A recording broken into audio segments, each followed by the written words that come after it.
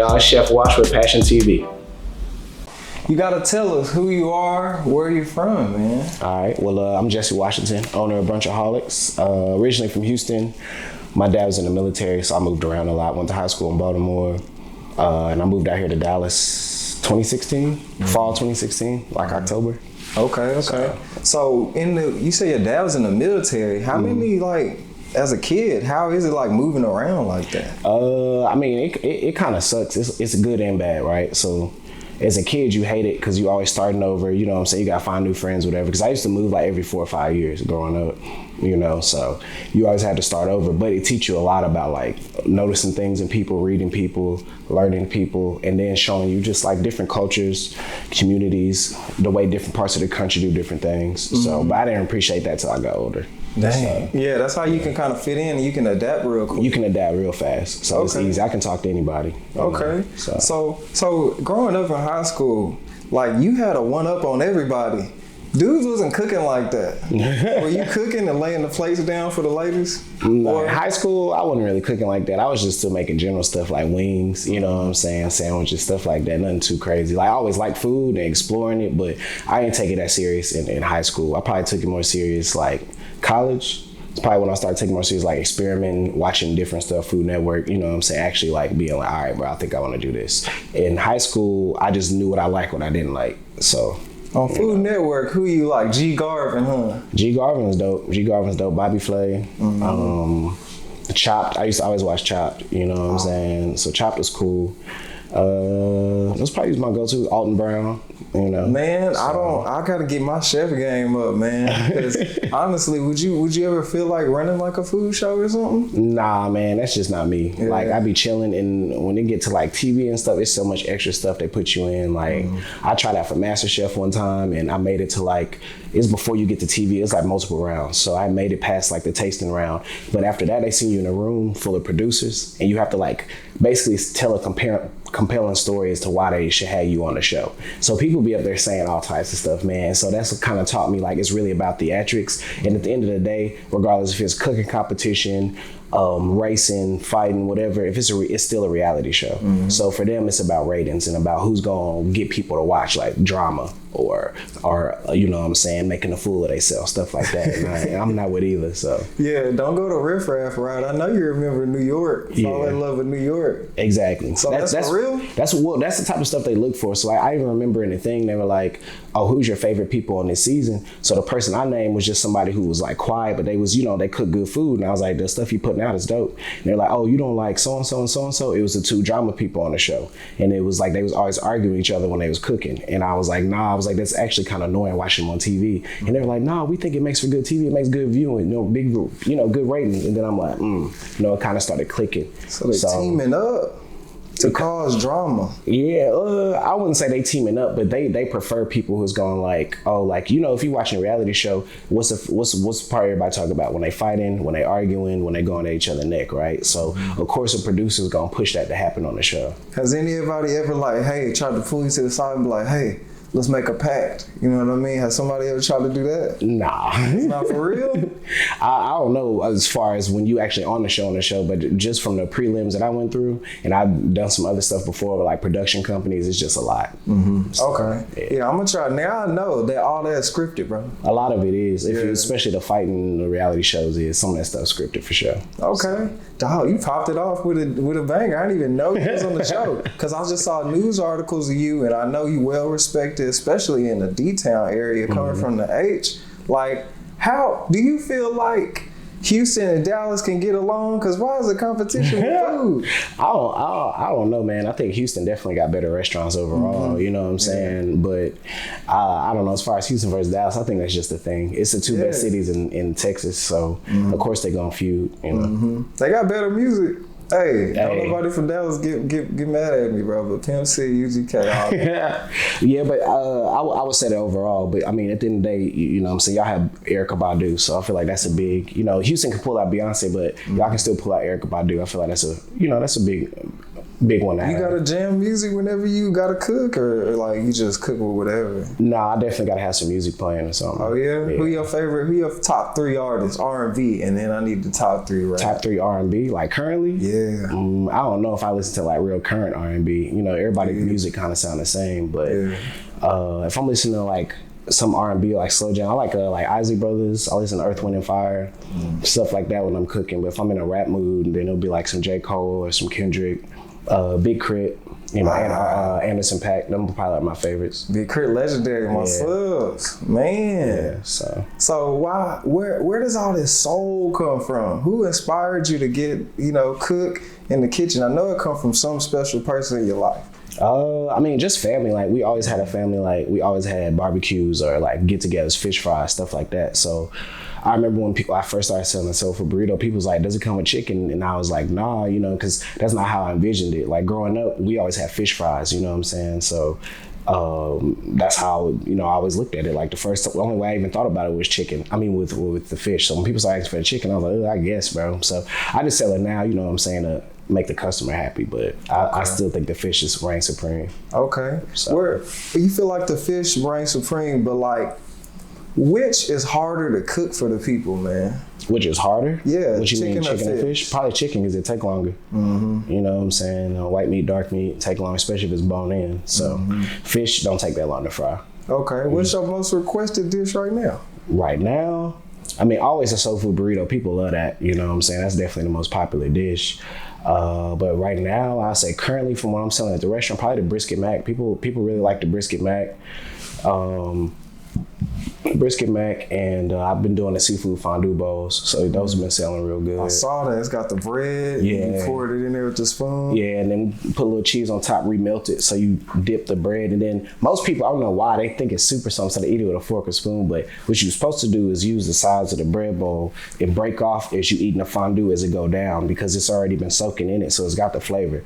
So you're supposed to just break off the bread bowl and eat it as you go down, like a levels. You know what I'm saying? Where you can't just be from Houston, man. Like, you gotta be from some down south. It's like, how did you? Who told you about these recipes, man? Well, for me, it just be creativity and stuff I come in my head, or I might go somewhere to eat and be like, this is cool, but I would do it like this, and then to make it different, I would flip it. So even before I started Brunchaholics is like my own thing, I was doing food blogging, brunch blogging. So you know what I'm saying, I have, I guess, built-in market research basically just from doing brunch blogging and going to brunches and reviewing brunches. So I saw what I liked, what I didn't like. I saw that most of the brunch menus was very cliche, had the same old stuff. You know what I'm saying? No real, like, they weren't specializing in brunch. They were just doing brunch because people wanted the mimosas or the day party fun. So it's like, oh, well, let's throw a little brunch on the menu. Really, it's a steak restaurant, or really it's a Mexican restaurant. So me, when I came with mine, I really enjoyed brunch. So my whole thing was, I'm gonna make my restaurant specifically about brunch, but it's gonna be brunch with a twist.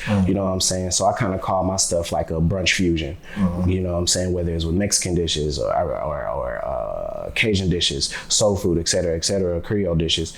You know, I'm mixing it up and making it a little different. I sell some of the same cliche things, you know, shrimp and grits, fish and grits, chicken and waffles, but I also sell Soulfood burritos and crawfish grilled cheese with tomato basil soup. And I have other dishes I haven't even, you know, dropped yet that I have. I have notebooks and stuff I write down, or when I have notes on my phone. So I'm just waiting to get to the point where my restaurant is running how I want it to be, to debut these things, because I want them to come out, you know what I'm saying, in a good way. Because you can debut some new stuff. Now at this point where I'm at, I can definitely debut some things and they can pop, you know what I'm saying, regardless. But at the same time, you still want to do it right. So it's a matter of balancing timing with, you know what I'm saying, trying to make it perfect, because you can get lost in the sauce doing that. So. Yeah, you will get lost in the sauce doing that, because I seen you busy, man. It's almost like people trying to jump in line. Like, I was like, this is the club, or this farmer's market, you know what I mean? Yeah, the lines are crazy, man. So you got to talk about that farmer's market. You know, I seen you up there running up and campaigning. You know, now you've reached another plateau. You got your own spot, and now you're moving out the spot. Tell us about that grind, man. I mean, it's a lot, bro. I used to be exhausted. And I think when COVID came and everything got shut down, I didn't realize how hard I was working. You know what I'm saying? Like, you didn't realize how much you was doing, and you know what I'm saying, spending a day shopping, spending a day prepping, you know what I'm saying, spending a day then at the market too. Like, it was setting up. I had to go every Friday, set up my tent, set up my tables. Then come Saturday morning, make sure everything's good, make sure the food's at the right temp, get that ready to go, make sure the fryer's up. You know what I'm saying? You run into all types of stuff. Something might break, car might break down, person might be a no call, no show or not show up. You might be down, you know. So it's just a lot of different things. And then for me, you know, it was just like my demand was bigger than what I could facilitate, honestly. You know what I'm saying? It's a good and bad thing to have, but it also sucks from a customer experience standpoint because you want people to get the best from you. But at the same time, it's like, dang, man, like, what do you want me to do? It's 9 a.m. and 75 people all show up at the same time. You know what I'm saying? And I'm in a 10 by 10 booth and it's 105 degrees outside. Like, cut me a little slack. Yeah, I remember y'all wearing all black. Yeah. You know what I mean? Y'all had the chalkboard. You had somebody writing down the notes. Then you had the girl facilitating, making sure everything was good. And I saw you working. I was like, dog, man, this boy getting it. You know what I mean? Man. So that grind, you know, how did it transition you to the restaurant? What did you learn from that? Well, for starters, I used to always want I always want a restaurant in the like long end, you know what I'm saying, the long term, but my first plan was like, I'm just gonna do a food truck, but the farmer's market taught me that a food truck ain't much different than a booth at the farmer's market. I can't store no food. I can't, you know what I'm saying, make things from scratch when it's running low or running out. You know what I'm saying? I don't have them capabilities. Like I can have shrimp and grits, but if I'm getting killed on shrimp and grits, where am I gonna make new grits at? You know what I'm saying? I don't have a kitchen. I don't have a stovetop.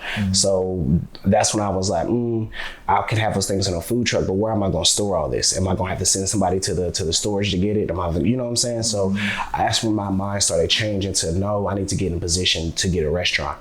You know what I'm saying? And then those things change. Will it be pickup? And then I saw my demand change more. Then when I was at Soiree, I was like, oh, these people is coming. So I can facilitate sit down arrangements. You know what I'm saying? So, you know, each level I go to, I just try to learn what I can from it, you know what I'm saying, and progress. So, you know. Soiree, they had like everything, like fridge-wise, storage, everything for you?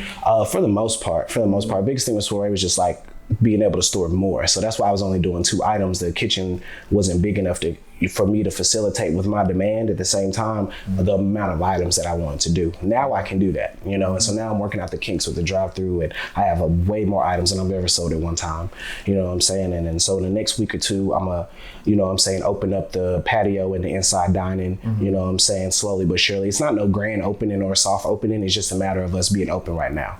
So, you know, just facilitating that, and I still have furniture and chairs and decorations that are on back order and been on back order. I don't know when I'm going to get them. So I just got tired of waiting for everything to be perfect. So now I'm just going to slowly facilitate it, you know what I'm saying, get some more people in and give them a little bit of experience, you know. Okay, yeah. Because when we go up, I want to actually like have you cooking the food. We going to buy a plate. I want to record all that, man. Yeah, most definitely. I love to do that, man. Yeah, I know you're supposed to come last week. Y'all can come this weekend for sure, on Saturday for sure. Yeah. Okay. So what is it, where y'all located, and you know, how do people go about getting your food? So we're located 5014 Ross Avenue, you know what I'm saying, in East Dallas, basically. It's right next to, it's about 2 blocks from Greenville Avenue. So if you're at Lower Greenville, you can come right on over. Okay. And, you know, right now, the best way to get the food is go to my website or go to my Instagram, click the link in the bio. If you're on the website, it'll say order now. Click that and you can order for pickup. You can set your schedule time. You can also order at the window, but if you have a specific item you really want, you want to secure it, it's best to pre-order, because you order at the window, you know what I'm saying, you at the privy of it being sold out. You know what I'm saying? So I put a certain amount of, you know, items online, and I take a few off so I can sell them in person too. But once that online limit hits, I might have a few left in person, but that's about it. You know what I'm saying? Until the next day. If it's a Saturday, then Sunday, I'll definitely re-up and make some fresh, you know, we'll have it for you again. But part of my thing too is with the restaurant is not trying to run into that issue. So, you know, you got that storage game up now. Yeah, man. You know what I mean? I know your people proud of you. You know what I mean? Like, how does it feel? Did you bring the same staff with you? For the most part, most of the same staff. But when I was transitioning from Soiree and I stopped being there for a while, you know what I'm saying, people got to get money, you know, they got to go find their other jobs. And most of the people that was working for me really was just working part-time. You know what I'm saying? I don't demand too much. I still do all the prep myself, most of it, you know what I'm saying? But as far as the cooking when we're on the line and executing that, I have a staff with me helping in. So now I'm just looking for waiters, waitresses, You know what I'm saying? A little more line cook kitchen help because I want to open for lunch during the week. So okay, there it is. You might need to go ahead and get a what do you got to wear in uniform? Oh, I'll just give you a Brunchaholics shirt. If we don't have any of those, just wear black shirt, black pants. It ain't too simple. For me, it's just look presentable, yo. Yeah, you know wear some black forces on. Yeah. So you come in there with that attitude. You got to come in there with that attitude one time with the black forces. But man, we gonna switch it up a little bit, man. Okay. What kind of guy were you in high school? And what were you pursuing before cooking? In high school, I don't know. I was chilling, bro. I was a nerd. I'm still a nerd. Yeah. You know what I'm saying? Dragon Ball Z video games. So, anime with it? You know, I think I thought I was a nerd until other people started talking about anime. And I was like, yeah, I ain't that good. So you just a melee video game kind of guy? No, I mean, I watched Dragon Ball Z, and then as far as I just played a lot of video games, Madden, 2K, you know what I'm saying? Stuff like that. Some adventure. 2K can bring out emotions out of friends you never thought they had. You know what I mean? Yeah. Like, bro, like, that's how you really felt about me just because you didn't want to pay him that money back. You know what I mean? Bro, you done already won. 2K, dude, people be mad at video games, but that's why I never bet on a video game. You don't? Nah, it don't make no sense. They glitch all the time. Why would I put money on something that's not absolute? So you already know what you talk about, 2K, huh? Yeah, I mean, just Madden too. You know what I'm saying? Stuff be glitching, or you jump and they go through the person's hand. Like, why would I put money on this? Why? You know, and then they not even toe tapping. Everybody Odell. Yeah, man. So that's kind of what I'm doing in high school. I played sports. I was on a swim team. I've been competitive swimming since I was in like the 6th grade. I played football, baseball. Oh, what made you jump into swimming? Man, I don't know. I just always liked water. And then when I was younger, you know, my parents taught me how to swim at a real young age, you know, put me in classes and stuff. So, you know, just at the neighborhood pool playing around. And the coach was like, bro, you got good movement in the water. You ever thought about swimming for a swim team? And I was like, I don't know. So we went to some like little tryout practice thing. And I was like, it's pretty cool. You know what I'm saying? Got some of my friends to do it too. So. Dang, so it was really like you was going to competitions? Yeah, it's basically a track meet, but in the water. Yeah. So you go and you got different races, and you know you got to be set up and up there waiting for your race and the butterfly and all that. Yeah. That's when did you know like I'm the truth? Like you just finally won. Like what was that moment? Like you I'm felt the like truth you was swimming. Yeah. I don't know if I ever got that moment. Like I was good, but I wasn't that good. I'll be honest. It's like your touchdown. Yeah. First touchdown. It's different though because it's if you ain't coming in first, you lost. You know what I'm saying? So you know coming in first feels good, and then you know I remember in high school, you know we went to states and stuff. Okay. You know what I'm saying? So I never like won, but you know, it was just different, man. Like and then you know, all that was on the East Coast. You know, they don't even have swim teams out here in Texas. So at high school. So it was weird being over there. You go every school had a natatorium. So I don't know if you know what a natatorium is, but instead of a gymnasium, it's just a big part of the school just filled with pools. And so that's where you practice at, swim, all of that. So see, they don't do that in Texas. They just big football. Yeah, whenever you was playing football, who did you model your game after? I used to want to be a running back, so I like Barry Sanders. Yeah. Very hard, man. You had to look at his YouTube highlights, though. Yeah, he the best. Yeah, you think so? Him or Walter Payton? Walter Payton, man, he was using his head too much. He would trip out in today's game. He would. He'd be out of there. But the way he ran though, he was cold. Yeah, he would move around a whole bunch, bro. Like, when was the first time you ever, you know, when you scored that first touchdown, how'd you feel? Man, you feel good. I mean, I think every kid watch highlights, whatever, want to feel that feeling. You know what I'm saying? I mean, the Super Bowl was just the other day. Like, imagine that feeling. But then also, too, imagine other people on the other side who lost. You know what I'm saying? So it's like, for every up, somebody got to take that down. Mm-hmm. So, and I be trying to come on every time. I'm competitive with everything. Are you competitive in the food game? Do you feel like you would rather have like kind of like a food society? What you mean? Like y'all can like, you know, uplift each other, talk to each other. Y'all be like a club, how like these lawyers and stuff and doctors got clubs. They sip tea, talk. You know, why can't, you know, barbers, cooks, you know, people who actually getting their hands dirty, you know what I mean? Actually getting in there. I mean, I think all that's possible. And I think everybody got like chef friends, you know what I'm saying? Or people you communicate with in the chef game, you know, or a cooking game. You talk to certain people. Some people you don't. Some people you just don't know. You know what I'm saying? But I think everybody would be lying if they said they didn't get on Instagram or look at something on TV and be like, oh, I can do that better, or I can do it. You know what I'm saying? Everybody always competing. It's just a matter if it's loud or silent, I feel like, you know? For me, it's more so not against necessarily individual. For me, it's just accumulating what I see as greatness, or getting to where I want to be, to where I know I can talk my shit. You know what I'm saying? And I know I can talk my shit to an extent now, but I'm not exactly even where I want to be. So until I get to that point, I won't necessarily feel accomplished. I mean, it feels good, but it's just a step. You've been getting notoriety, man, throughout the whole DFW, Dallas area, everywhere. You know, I see people follow you from different states. You know what I mean? I was just checking that out. So what's the craziest place somebody said they traveled to see you, man? This girl from Boston messaged me, like, this is when I was still at the farmer's market, and was like, yeah, I'm booking a flight just to come try this burrito. And I was like, oh, okay. Well, you know, I thought it was a joke. And then she like pulled up in the market and like really like flew in to get a burrito, and like, can I take a picture with you? And I was like, yeah, sure.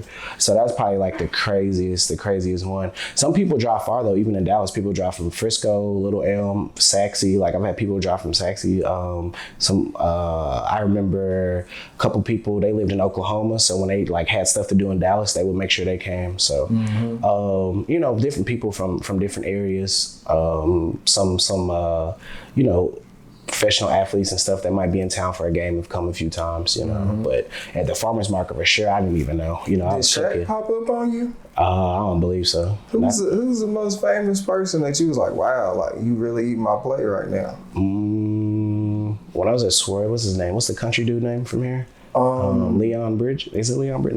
Is it Leon Bridge? Country singer? Yeah. I don't know. I think that's him. Yeah, I think he might be the most famous. Anthony Hitchens. I do caterings from him sometimes. The Cowboys. Well, he played for the Chiefs though. Oh, he played linebacker. So he's a real cool dude. Dope family. Who your team, man? Yeah, I'm an Eagles fan.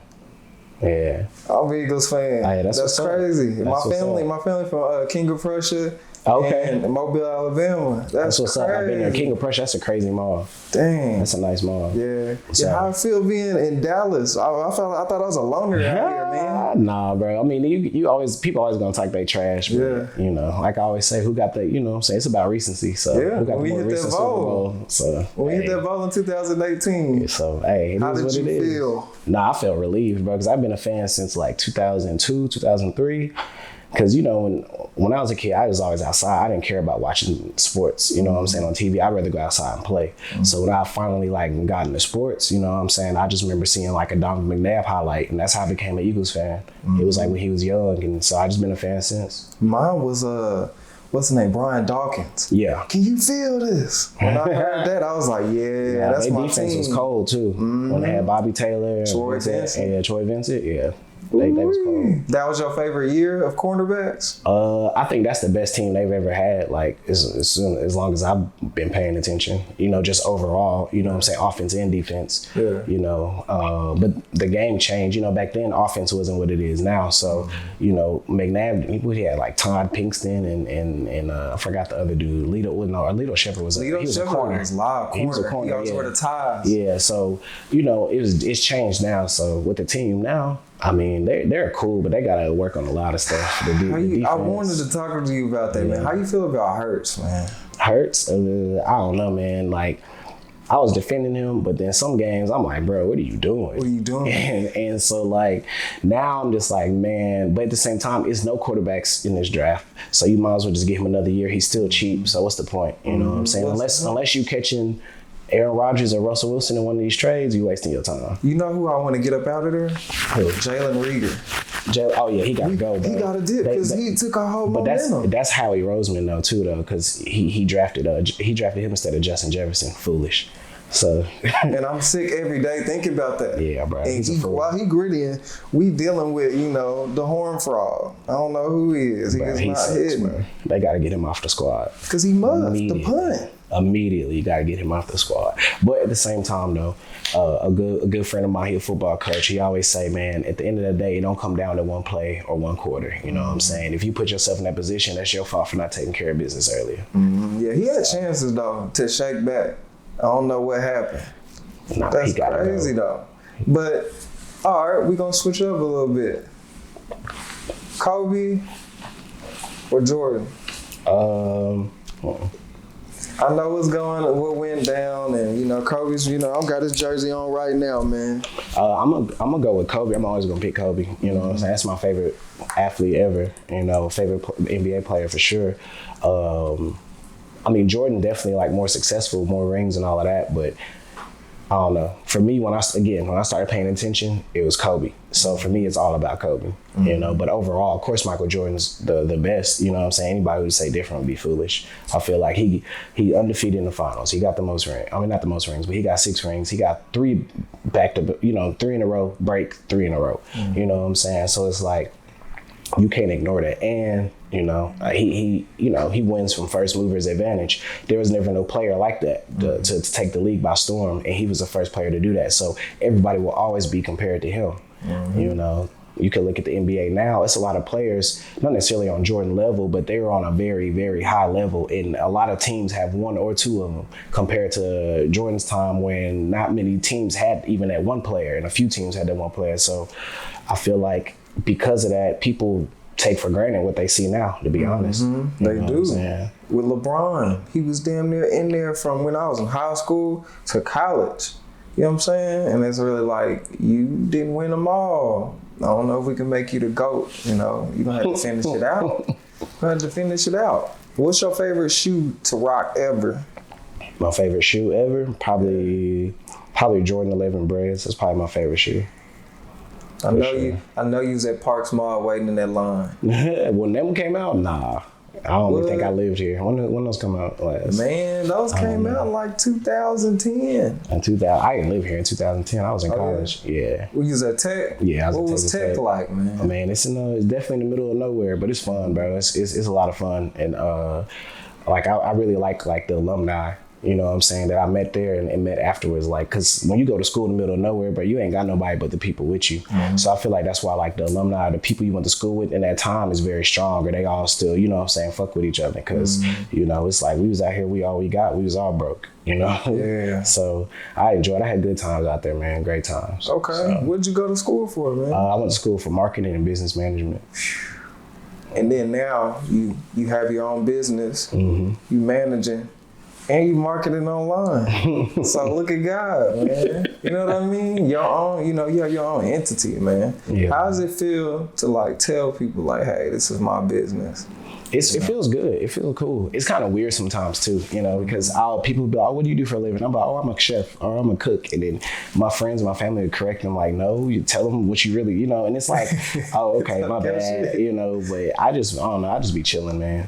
No, I ain't gonna let you be humble, man. So, you gotta talk your shit a little bit, man. You know what I mean? Sometimes it takes for you to tell yourself every day, like, hey, I'm doing a good job. I get that from my favorite rapper right now, Larry John. You're doing a good job. What do you do to calm yourself down or to find peace?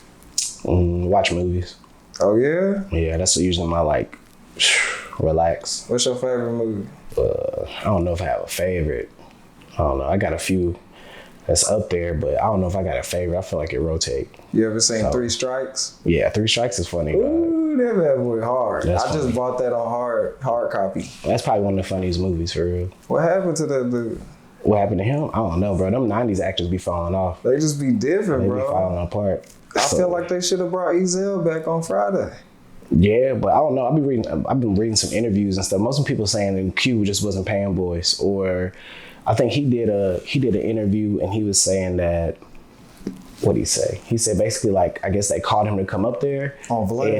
And he couldn't, or I forgot what happened. They just replaced, or they just wrote him out or something. I don't remember, but I don't know. A lot of people would be, from what I understand, they'd be bitter about that first Friday. So that's why a lot of people ain't come back. Yeah, I bet. He trying to give somebody lunch money. and like worse, they get movies over there for like $20 million. That's what Chris Tucker did. Yeah, well, yeah. But Day made a splash, didn't he? No, I mean, it worked out. Yeah. So. Yeah. You ever had like an employee that you just had to let go because you're just doing too much janky ass shit?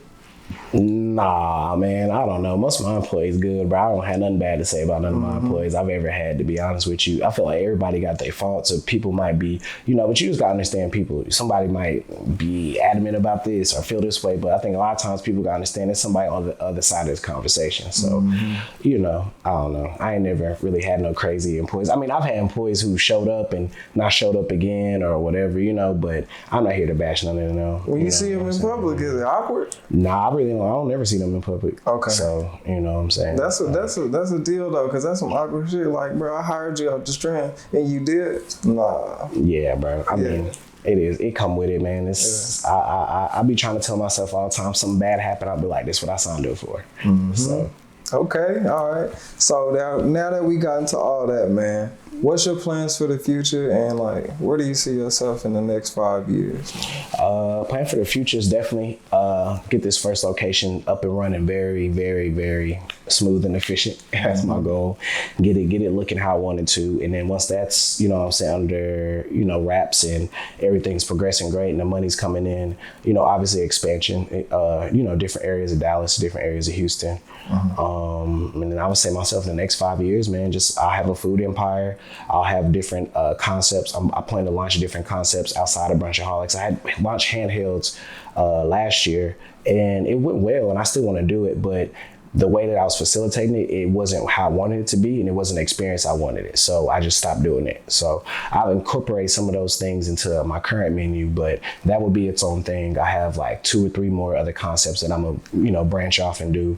I'm gonna have a ghost kitchen. I'm gonna start here pretty soon. What's that? So ghost kitchens is basically, they're not real restaurants. They're restaurants that might sell someone else's menu or a change menu. So even the top restaurants do it, like Chili's, Applebee's, Denny's. You'll go on DoorDash or Uber Eats and it'll say American Burgers, you know what I'm saying? But that's really Applebee's. And so they're just putting a new menu up there to trick you so they can get more money. So a ghost kitchen is a restaurant that don't really exist. Wow. It's just ran out of, another kitchen. So my kitchen is going to be a ghost kitchen, but it's going to be one that I create, you know what I'm saying? And so I'm going to sell different things. So my restaurant I have now is an old barbecue restaurant. It has a room full of smokers. So I'm going to incorporate some type of barbecue ghost kitchen, something simple, you know what I'm saying?